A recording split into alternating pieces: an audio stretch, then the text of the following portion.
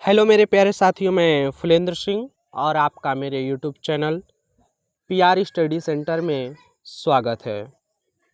दोस्तों, इस वीडियो के माध्यम से मैं बताने वाला हूं कि जो जुलाई में सीटेट का एग्ज़ाम होने वाला है उसके बारे में।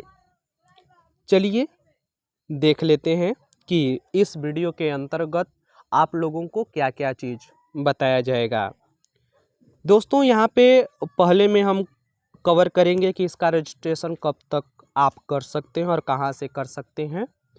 दूसरा है इसकी एलिजिबिलिटी, कि आपके पास क्या एलिजिबिलिटी होनी चाहिए कि आप इस फॉर्म को भर सकें और इस परीक्षा को दे सकें। इसमें फ़ीस कितना आता है उसको भी इस वीडियो में बताएंगे, और इसका एग्ज़ाम डेट और किस प्रकार से तैयारी करें कि हम परीक्षा में पास हो जाएं। दोस्तों, यदि आपने अभी तक इस वीडियो को लाइक नहीं किया है तो वीडियो को लाइक कर दीजिए और चैनल को सब्सक्राइब कर लीजिए।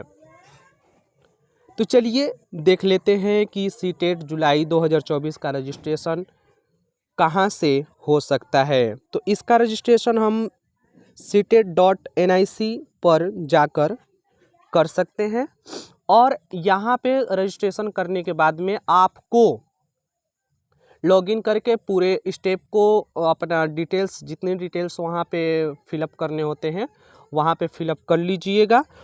और जो फॉर्म फिलअप करने का लास्ट डेट है वह 2 अप्रैल, कितने अप्रैल 2 अप्रैल है। तो आप जल्द से जल्द जाकर आज ही इसका रजिस्ट्रेशन करा लें।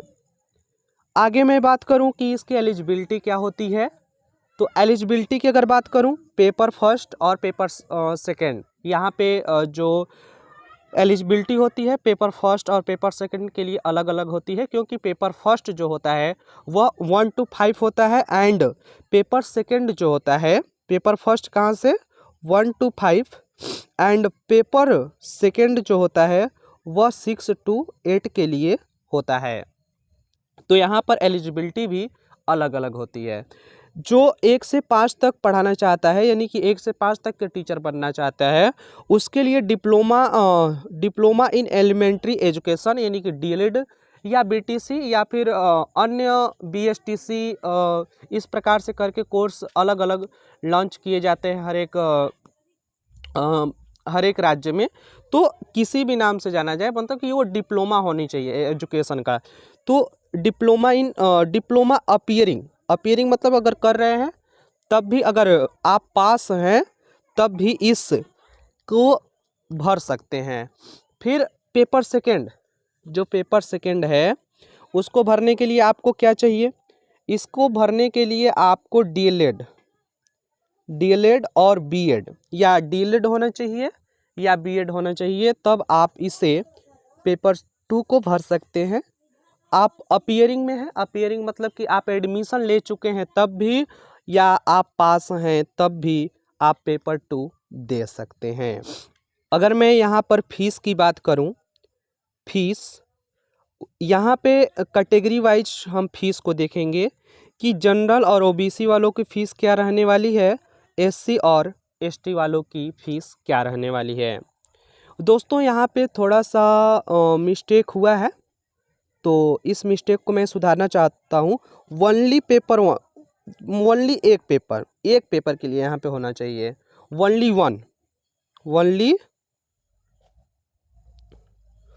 वन के लिए 1000, ओनली वन के लिए OBC और जनरल वालों को 1000, SC और ST वालों को 500 रुपये। और अगर मैं बोथ पेपर यानी कि दोनों पेपर के लिए फ़ीस देखूँगा तो जनरल और OBC वालों को 1200 और वहीं SC और ST वालों को 600 रुपये देकर इसका रजिस्ट्रेशन चार्ज फीस के रूप में पेड करना होगा। चलिए इसका एग्ज़ाम डेट देख लेते हैं, और इसी के स्लाइड में हम लोग देखेंगे कि हम किस प्रकार से और कहां से तैयारी कर सकते हैं। इसका जो एग्ज़ाम डेट है, जो इस समय रजिस्ट्रेशन 2 अप्रैल तक कराया जा रहा है, इसका एग्ज़ाम डेट है 7 जुलाई यानी कि 7 जुलाई 2024। 2024। तो आपके पास बहुत ही कम समय बचे हुए हैं। आप समय रहते हुए इसकी तैयारी कैसे करें, चलिए उसके बारे में भी हम देख लेते हैं कि इसका हम प्रिपरेशन किस प्रकार से कर सकते हैं। प्रिपरेशन, अगर मैं प्रिपरेशन की बात करूं तो प्रिपरेशन आप यूट्यूब से भी कर सकते हैं। अगर पेपर फर्स्ट है, क्या है, पेपर फर्स्ट, तो पेपर फर्स्ट की तैयारी जो है आप यूट्यूब के माध्यम से भी कर सकते हैं, बिना किताब कॉपी छुए ही। मतलब कॉपी तो आपको नोट्स बनाना ही होगा, पर आपको किताब नहीं पढ़ना होगा। अगर आप यूट्यूब से एग्ज़ाम को पास करना चाहते हैं तो, बस पास करना चाहते हैं तो, ये नहीं कि हम अच्छा अंक ला सकते हैं। यूट्यूब से पढ़कर हम पास हो सकते हैं। अच्छा अंक लाने के लिए आपको किताब पढ़ना ही होगा। और कौन सी किताब पढ़ना होगा, यह आपको एनसीईआरटी, जो एनसीईआरटी चलती है 1 से 5 तक, वो वाली एनसीईआरटी पढ़ना है। और उसमें कौन सा सब्जेक्ट सबसे ज़्यादा महत्वपूर्ण है, जैसे कि एनसीईआरटी के साथ साथ आपका सर्वप्रथम फोकस जो होना चाहिए, सबसे बड़ा कमांड वह होना चाहिए सीडीपी पर। किस पे, सीडीपी। सीडीपी में पेडागोजी, जो पेडागोजी होता है, पेडागोजी प्रत्येक सब्जेक्ट का होता है। तो आपके 5 सब्जेक्ट बनते हैं, तो 15 पचे 75 और 15 नंबर आपके सीडीपी, जो सीडीपी होता है 30 नंबर का, और ये 15 चौको 60, 60 30 90। और हमें कितना एग्ज़ाम को क्वालिफाई करने के लिए नंबर चाहिए, मात्र 90 नंबर। यहाँ पे 90 नंबर की तो बात होती है, पर बहुत से लोग कंफ्यूज हो जाते हैं कि हमें 90 नंबर लाना है कि 82 नंबर।